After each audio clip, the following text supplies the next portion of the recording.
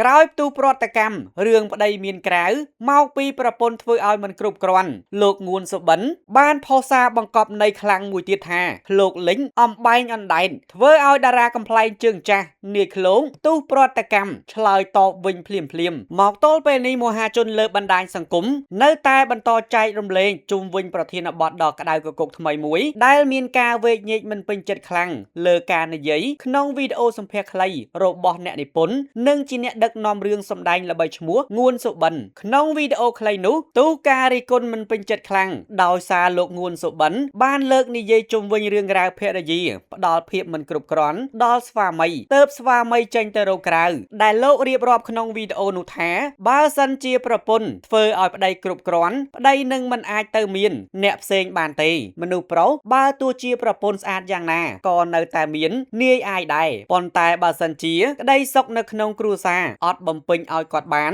គាត់គួរតែមានអ្នកផ្សេងឬអត់ជុំវិញពាក្យសម្ដីប៉ុន្មានឃ្លារបស់លោកសុបិនបានលើកឡើងនេះត្រូវបានមហាជនលើបណ្ដាញសង្គមបង្ហាញប្រតិកម្មខ្លាំងព្រោះការនិយាយរបស់លោកហាក់ដាក់បន្ទុកទៅលើមនុស្សស្រីតែម្ខាងដែលមានការចោទសួរពីមហាជនមួយចំនួនថាហេតុអ្វីចាំបាច់តែភរិយាដែលត្រូវបំពេញភាពគ្រប់គ្រាន់សម្រាប់ស្វាមីហើយការរកក្រៅជាកំហុសរបស់មនុស្សប្រុសបែរជាបង្វែរមកជាកំហុសរបស់ភរិយាទៅវិញក្រោយស្ដាប់ការនិយាយរបស់លោកងួនសុបិនមហាជនលើបណ្ដាញសង្គមភាគច្រើនក៏ហាក់មានការខកចិនដោយគិតថាលោកជាបុគ្គលល្បីមានទាំងសមត្ថភាពចំណេះដឹងដែលជាអ្នកនិពន្ធនិងអ្នកដឹកនាំសម្ដែងដ៏មានទេពកោសល្យម្នាក់ក្នុងវិស័យសិល្បៈបែរជាបង្ហាញនៅពាក្យសម្ដីទាំងនោះទៅកាន់មនុស្សស្រីទៅវិញក្រៅពីមហាជនអ្នកគ្រប់គ្រងលើបណ្ដាញសង្គមក៏ឃើញមានអ្នកនៅក្នុងវិស័យសិល្បៈដែលជាតារាប្រុសស្រីធ្លាប់ស្គាល់លោកងួនសុបិនក៏បានចែករំលែកបញ្ចេញមតិប្រតិកម្មចំ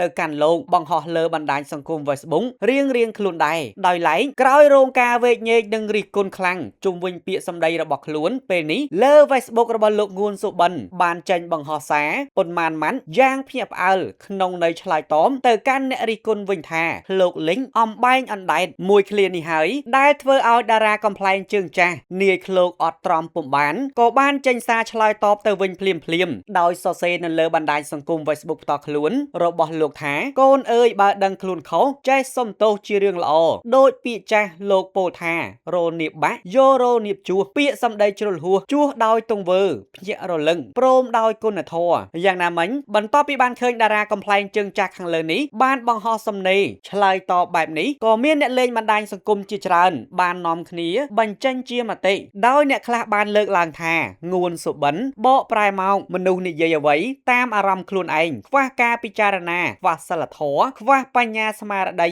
ការរស់នៅក្នុងសង្គមបកឲ្យចំមិនគ្រប់ទឹកស្មើនឹងទឹកកន្លះក្អមអ្នកខ្លះទៀតបានលើកឡើងថាលោកអ្នកចេះដឹងសម័យកំពង់ស្រាបៀរតើកម្មវិធីបង្កើតឡើងដើម្បីអ្វីស្ដាប់មិនបានចំណេះដឹងសោះយ៉ាងណាមិញងាកទៅលោកងួនសុបិនឯណោះវិញបន្ទាប់ពីមហាជននៅតែបន្តការរិះគន់ឥតឈប់ឈរជាបន្តបន្ទាប់លោកក៏បានបន្តបង្ហោះសំណេរដោយបញ្យល់យ៉ាងខ្លីថាឃ្លីបដែលមានរយៈពេល36នាទី5វិនាទីមានខ្លឹមសារគ្រប់គ្រាន់តែខ្ញុំគ្មានសិទ្ធិផុសព្រោះជាកម្មសិទ្ធិរបស់កម្មវិធីអរគុណអ្នកគ្រប់គ្នាដែលជឿជាក់ខ្ញុំមិនក្បត់អ្នកគ្រប់គ្រងឡើយ